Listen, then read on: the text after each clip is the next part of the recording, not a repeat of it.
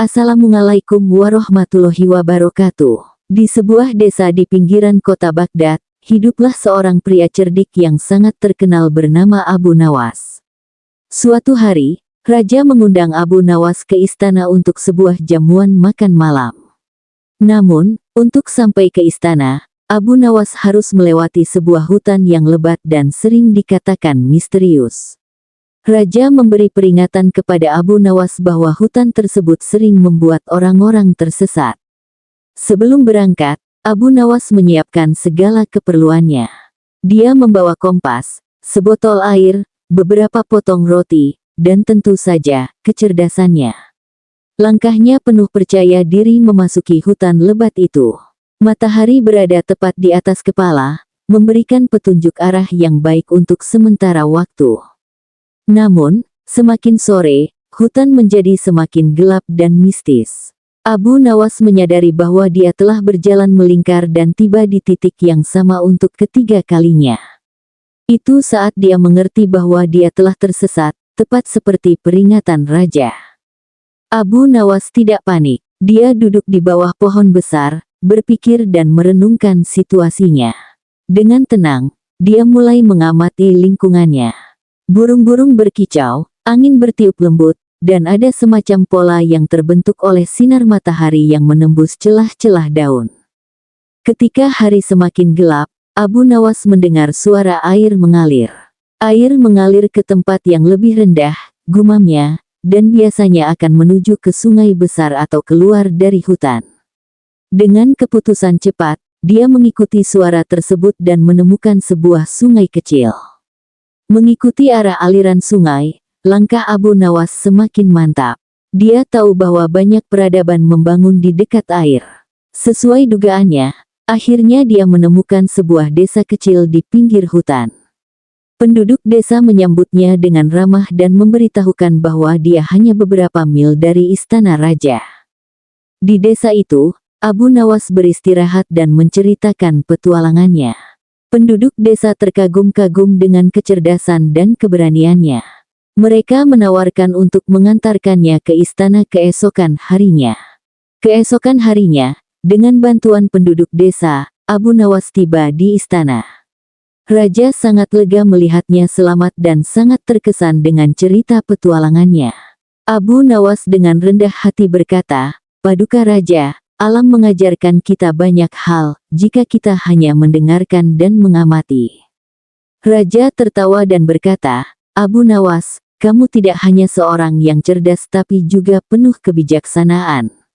Makan malam itu berlangsung dengan meriah, dan Abu Nawas, seperti biasa, menjadi pusat perhatian dengan cerita dan humor cerdasnya.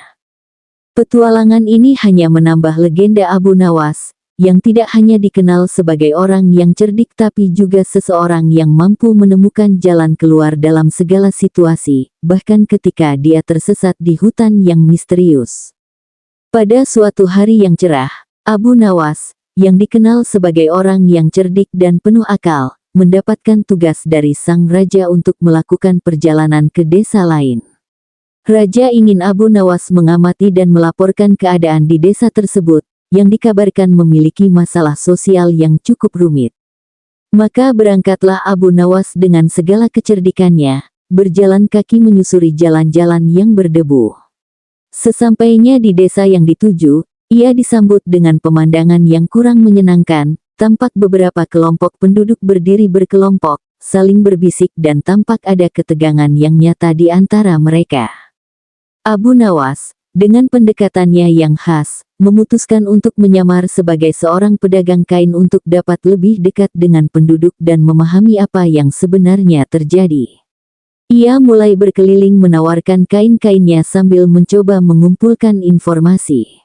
Setelah beberapa hari, ia menemukan bahwa sumber masalah desa itu adalah sengketa tanah yang telah berlangsung lama antara dua keluarga besar di desa tersebut.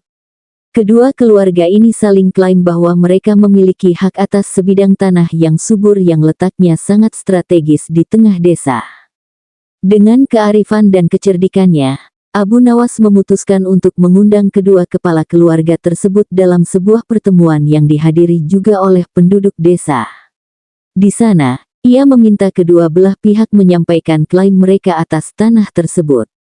Tentu saja, kedua pihak memiliki dokumen dan saksi yang mendukung klaim mereka. Kemudian, Abu Nawas mengajukan usul yang tidak terduga. Ia meminta kedua keluarga untuk melakukan perlombaan menanam jagung di tanah tersebut. Tanah ini akan diberikan kepada keluarga yang dapat menunjukkan hasil terbaik dalam budidaya jagung, ujar Abu Nawas dengan penuh keyakinan. Kedua keluarga, meski dengan rasa tidak senang, akhirnya setuju karena melihat ini sebagai kesempatan untuk membuktikan klaim mereka. Mereka mulai bekerja keras, dari menyemai benih hingga merawat tanaman. Abu Nawas sendiri sering datang untuk memeriksa perkembangan mereka dan memberikan nasihat-nasihat pertanian. Bulan berlalu, dan saatnya panen tiba. Hasilnya mengejutkan, kedua keluarga tersebut berhasil menghasilkan jagung yang sama banyak dan berkualitas tinggi.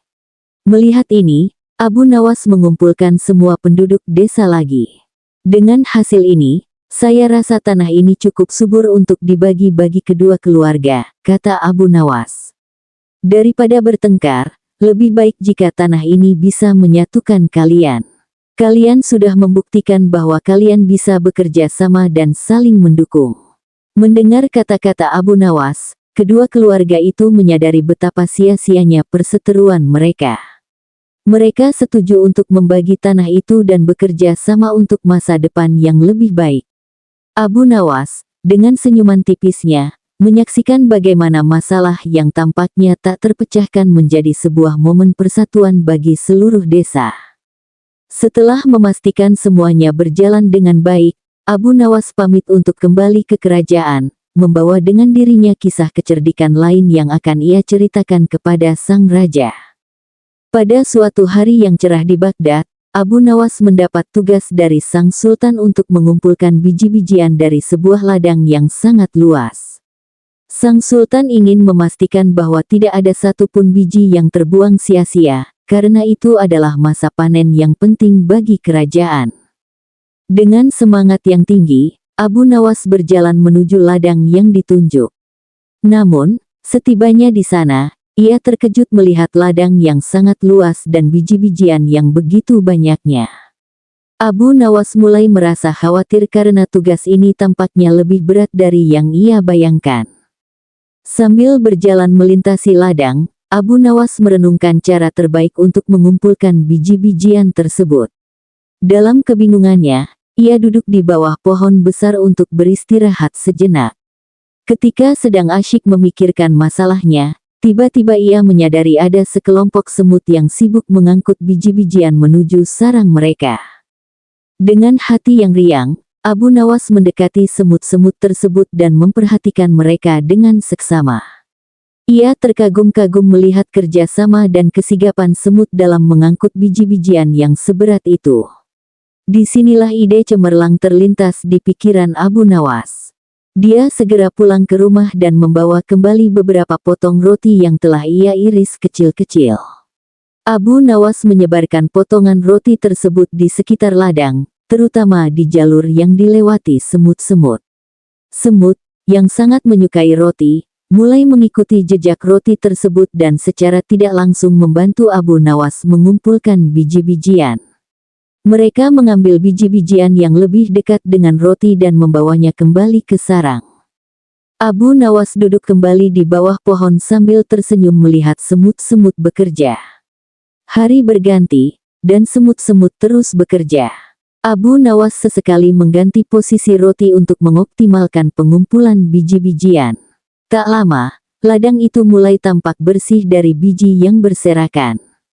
Ketika hari pengumpulan tiba, Sultan datang untuk melihat hasil kerja Abu Nawas. Beliau sangat terkejut dan sekaligus senang melihat ladang yang telah bersih dari biji-bijian. Abu Nawas pun menceritakan bagaimana ia memanfaatkan kecerdasan semut untuk membantunya dalam tugas ini. Sultan, yang terkesan dengan kecerdikan Abu Nawas, memuji kebijaksanaannya dan menghadiahinya dengan emas dan perak. Abu Nawas berterima kasih kepada semut-semut yang tanpa sadar telah membantunya menyelesaikan tugas yang tampaknya mustahil itu. Pada suatu hari, Abu Nawas mendapat undangan dari raja untuk hadir ke istana. Raja ingin menguji kecerdikan Abu Nawas dengan memberikan teka-teki yang sulit. Abu Nawas yang terkenal dengan kecerdikan dan kebijaksanaannya, merasa ini adalah kesempatan yang baik untuk membuktikan kecerdikannya lagi. Ketika Abu Nawas tiba di istana, raja menyambutnya dengan hangat.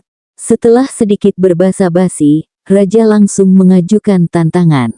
Abu Nawas, aku ingin kamu memasukkan 4 ekor buaya ke dalam sebuah kotak kaca tanpa tutup, dan kotak itu tidak boleh tertutup sama sekali. Kamu bisa melakukannya. Abu Nawas yang mendengar tantangan ini terkejut, tapi tidak menunjukkan kepanikannya. Dengan santai, dia berpikir sejenak dan kemudian tersenyum. Tentu saja, Baginda, tapi aku membutuhkan sedikit waktu untuk mempersiapkan segalanya. Raja setuju dan memberi Abu Nawas waktu 1 hari untuk menyelesaikan tugas tersebut.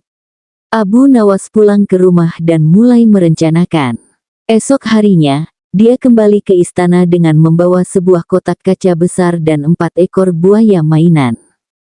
Di hadapan raja dan para penasihatnya, Abu Nawas meletakkan kotak kaca di tengah-tengah ruangan dan satu persatu, dia memasukkan buaya-buaya mainan ke dalam kotak tersebut.